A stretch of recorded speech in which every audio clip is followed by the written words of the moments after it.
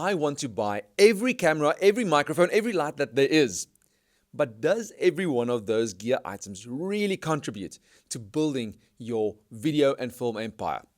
Let's find out.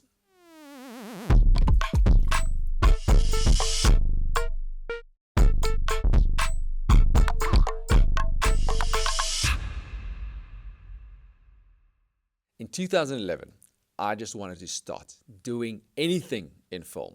I wanted to figure out how can I build a little video production company, but I had nothing. I realized that I don't have a camera, I can't show anyone that I can actually do this. How do I start?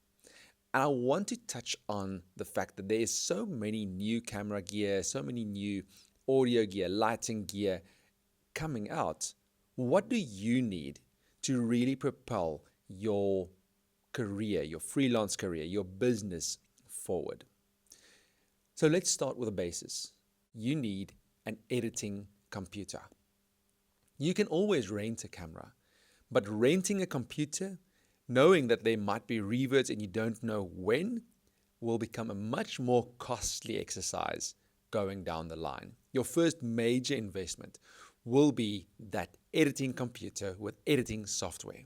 When I landed my first big client, well, big in my eyes at that stage, I used that money to buy my first camera, a camera that I felt comfortable to offer clients high quality services with. The camera may have not been top of the range. It came with a bunch of kit lenses, but it was my camera. And I learned literally every in and out of that camera, where the highlights peak, how dark can I go, how much graininess I can expect out of my ISO. And I really went deep into this. And I pushed the limits. That camera was filming whether I had a client or not. I made sure that I understand what I can do with that camera. Eventually, that camera was the reason why I locked my first retainer. And it was some of the hardest work I've ever done because it was for a TV series of conversations, like interview style conversations. What was supposed to be a 3-camera setup, I could only do with 1 camera because that's all I had.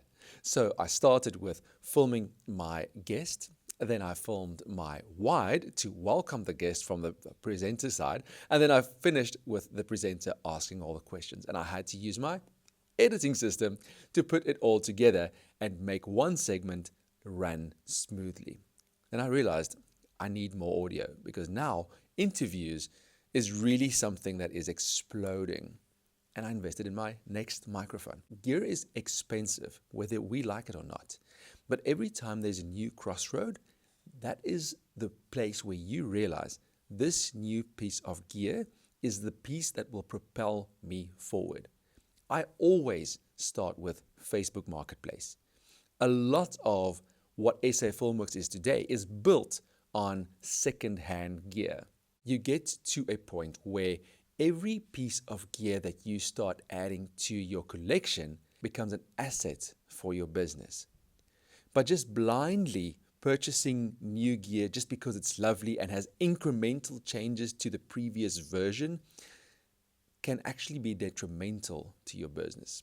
I recently had a conversation at a big film conference, and one of the freelancers came to us and asked us, "Oh, is this the Mark II or the Mark III of this specific lens?" And yes, maybe the lens that we used was the Mark I, and it was heavier than the Mark II. But the client didn't know. The client doesn't care.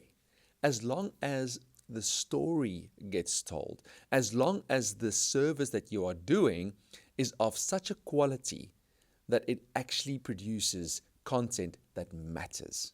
Content that could be used as marketing, content that could be used as training, but seeing it as a tool of income for that business is more important whether the lens is Mark I or Mark II. And so eventually you get to a point where, yes, now your first camera becomes your B cam because you had enough money to purchase a new camera. But the moment that new camera hits the floor, it must start working. Every piece of gear here at SA Filmworx is a piece of gear that works constantly. It's a calculated purchase every time we make a purchase, to ask ourselves the question, is this camera gear that we are purchasing now going to actually sweat and work for us? The next level of your gear purchase, as this efficient system starts running and your gear starts working for you, is how does your gear make your production more efficient? Little changes that you can do to make it better. Of course, a camera can be repurposed for certain ways, but a DSLR is not designed to run an 8-hour conference. And so for that reason, if you see that eventually you are booking a bunch of conferences, you need to start investing into gear that is fit for purpose. In that, you are making your own life much more efficient, much more better, and because you are selling time, your time becomes more profitable, which pays off that gear. Now, the big danger is buying a new camera also comes with the fact that that camera can now all of a sudden run higher bit rates, which in return can also make your editing process slower. So always take in consideration the entire production pipeline as you are working through production, eventually to post-production, whether it's always needed to go maximum bitrate, S-Log. Do you really have time to shoot S-Log and grade another training video? It's not necessary for everything. But if you are moving into Netflix-style movies and TV series, that's a totally different requirement. And for that reason, now it becomes time to reinvest in your post-production facility again. The core of the specific message in this episode really is to evaluate, will this item, number one, make the business more money? Do I have enough demand from clients to ensure that this new device that I'm adding to my collection will create another income? And then number two, will this device enable my production process to be much more seamless, thus saving me time and then making it more profitable? Then only the purchase is justified. But the second-hand market is powerful, and you can make your device much faster to get into profitability if it is cheaper. We often literally wait for Black Friday specials to happen. We know we're at a crossing point where we need to purchase another camera, but we also know during Black Friday or certain promotional runways, these cameras are much more affordable.